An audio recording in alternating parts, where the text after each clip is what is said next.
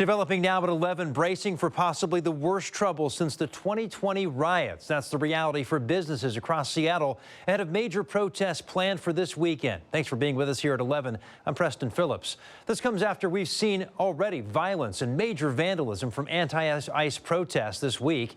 KOMO's Ryan Sims joins us live tonight from Seattle. And Ryan, if this last night's chaos was any indication, many businesses expect things could even be worse in the days ahead.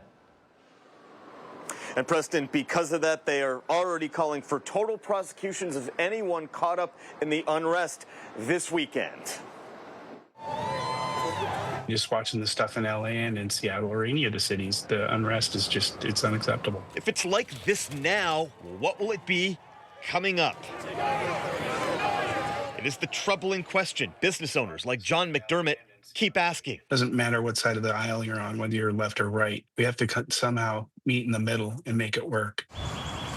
For decades, this auto shop owner proudly operated in Cap Hill, but following 2020's chaos, he moved to Shoreline, and in the lead up to possibly a violent vandalism weekend in Cap Hill, he insists he made the right call. Looking into the future, we could very clearly see that the city wasn't willing to do whatever it was going to take to repair the city. Following the chop, when violent protesters took over several blocks of Capitol Hill, John was one of several business owners who sued the city and won. And should major unrest happen in the days ahead, he says he has no doubt similar lawsuits will be filed.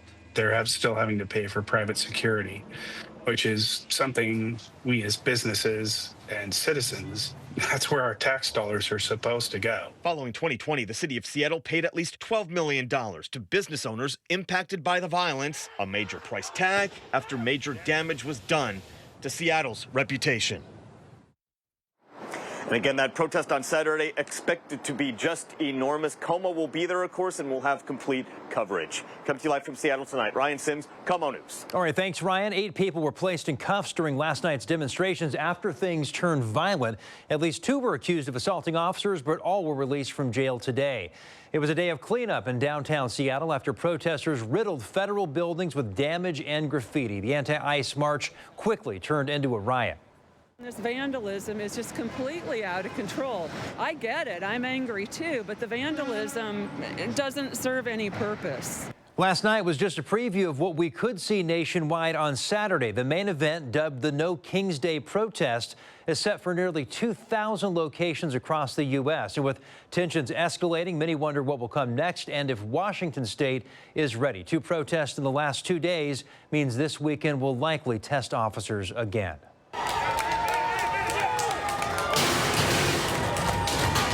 Well, this week, for the first time, Seattle police used pepper spray to disperse a crowd outside the federal building. It's a test of a new ordinance on non-lethal use of force. The ordinance, which was passed earlier this year, allows for the use of pepper spray for crowd control. The ordinance prohibits blast balls and tear gas unless the mayor declares a civic emergency.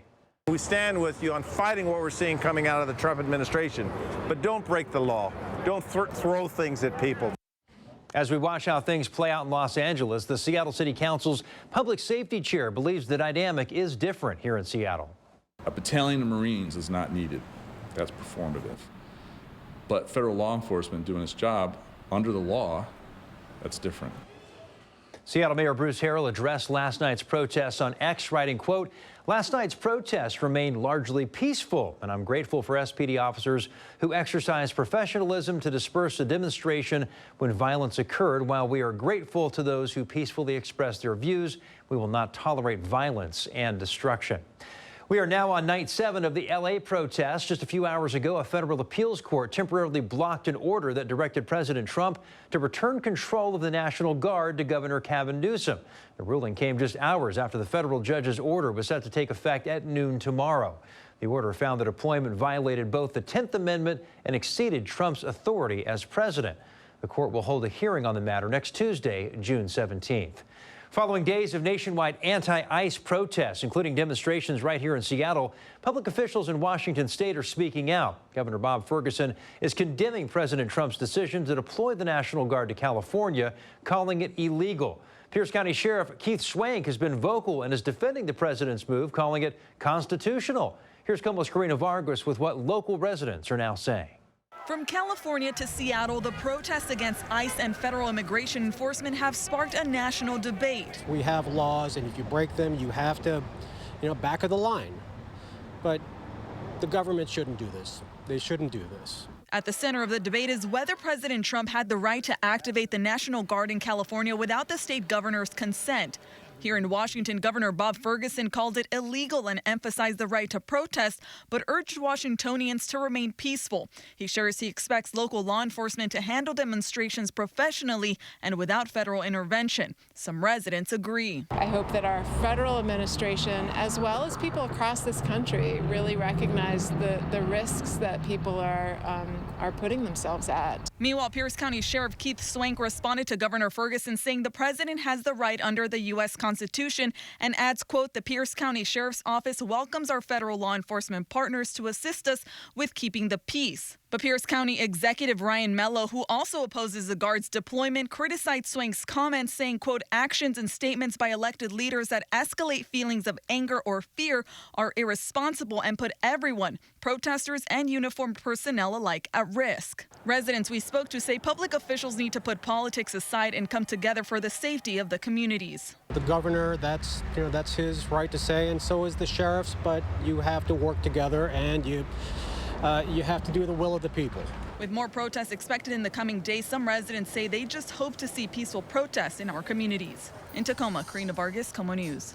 And that brings us to our KOMO Pulse Poll tonight. You can scan the QR code there on your screen to participate. We are asking, do you agree with how the Trump administration is handling undocumented immigrants? This is a live look at the results tonight with more than 5,600 votes cast so far. Right now you can see 60% say yes, 30% say no.